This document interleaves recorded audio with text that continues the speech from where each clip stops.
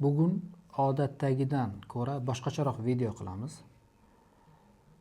Teri kasalliklarini aytib beraman va shunga mos xos ravishda effekt beradigan vitamin preparatlar bilan davolashga ham to'xtalib o'taman.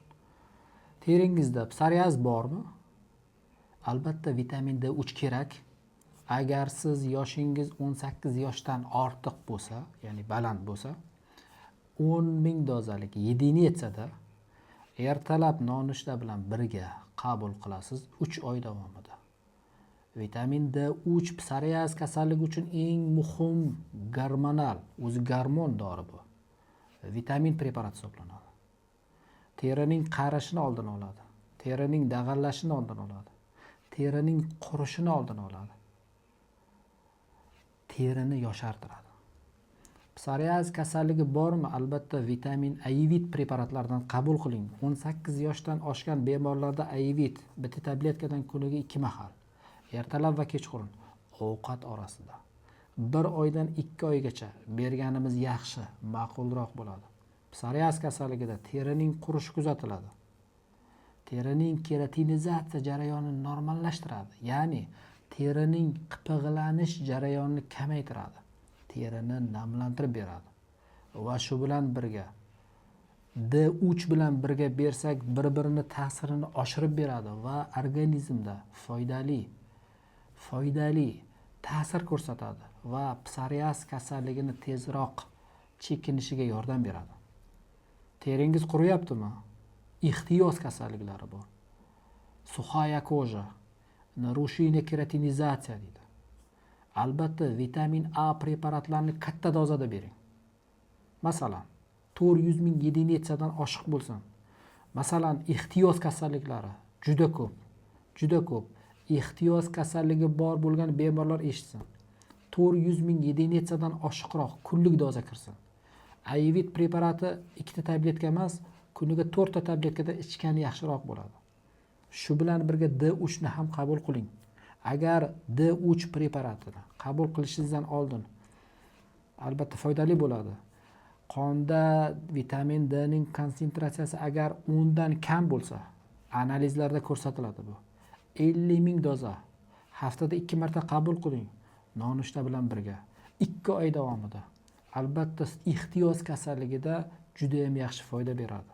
Shu bilan birga ixtiyoz kasalligi, terining qurib ketishi, tovuq terisi simptom, baliq terisi simptom. Emollient kremlar bor, Dexerial kremlari bor. Kuniga 2 mahal 21 kun davomida suring. Teringiz yumshoq bo'ladi, momiq bo'ladi. Har ikki kasallikda ham jigar preparatlari bilan birga bering. Jigarning faoliyatini yaxshilasak, jigar bilamiz, yuqoridagi videolarimizda ham ko'p aytganmiz. Jigar ko'p vazifalarni bajaradi. Yoki sizda atopik dermatit bor, yoki yosh bolalarda psoriaz kasalligi bor, yoki 10 yoshdan kichik bolalarda terining qurishi bilan bog'liq bo'lgan kasalliklar bor. Ayvit mumkin emas. Vitamin A ning o'zi beriladi. Bu 2 ta dozada chiqadi. 33,000 doza, 100,000 dozalik chiqadi. Amerikanskiy vitamin A preparatlari bor, 10,000 dozada chiqadi, 25,000 dozada chiqadi.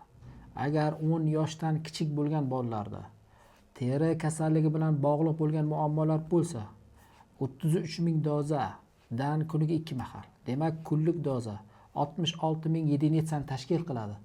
Ovqat bilan birga yoki ovqatdan so'ng. Vitamin A nima ish qiladi? Nima vazifani bajaradi? Boya aytdik, terida qipig'lanish jarayonini sekinlashtiradi, ya'ni muguzlanish jarayonini pasaytiradi. Vaqtini uzaytiradi. Terini momiqlashtiradi. Terining immun tizimini kuchaytirib beradi. Terining kasalliklarga qarshi kurashishga yordam beradi. Shuning uchun D3 bilan A preparatlari yonma-yon berilsa, teri kasalliklarda nisbatan tezroq effektga erishamiz. Atopik dermatit, neyrodermit kasalliklari bor. Atopik dermatit yoshlikda kuzatiladigan teri kasalliklari. Vaqt o'tishi bilan yosh katta bo'lgan bemorlarda neyrodermit fonida kechadi. Albatta vitamin A va D3 preparatlari bilan birga beraylik. Bu kasalliklardan tezroq qutulasiz. Bu kasalliklar sizdan ancha chekinadi. Bu kasalliklar bilan uncha-muncha og'rimaysiz. Faqat dozada e'tiborliroq bo'lamiz. Yuqorida aytdik. Quruq terilar uchun A preparatini yuqori dozada beramiz.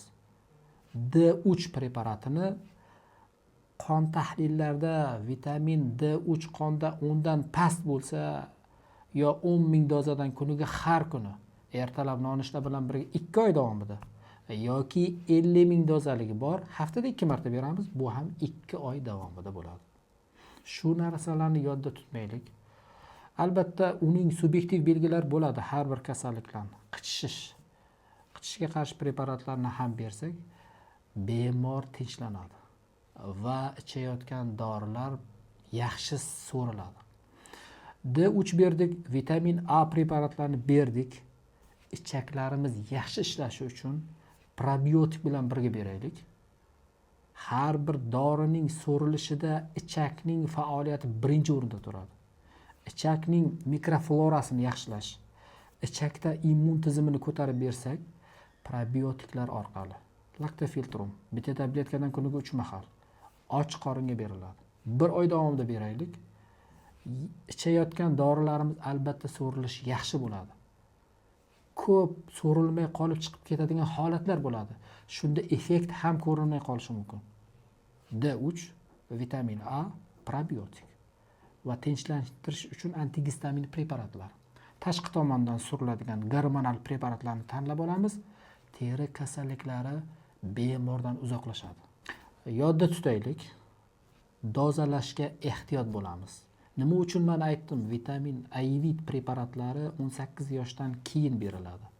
Undan oldin emas.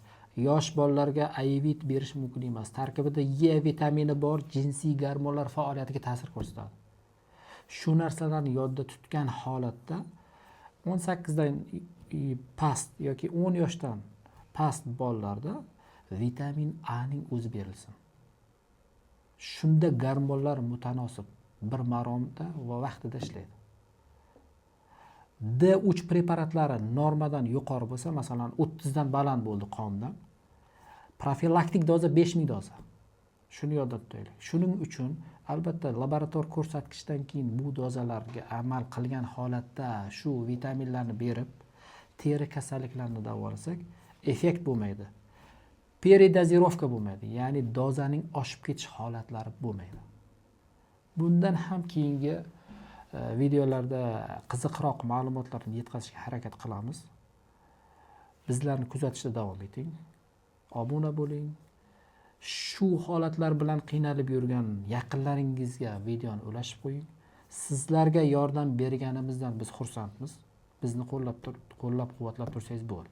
Sizlar bilan men dermatolog Jafar Saripov bo'ldi. E'tiboringiz uchun rahmat, salomat bo'ling.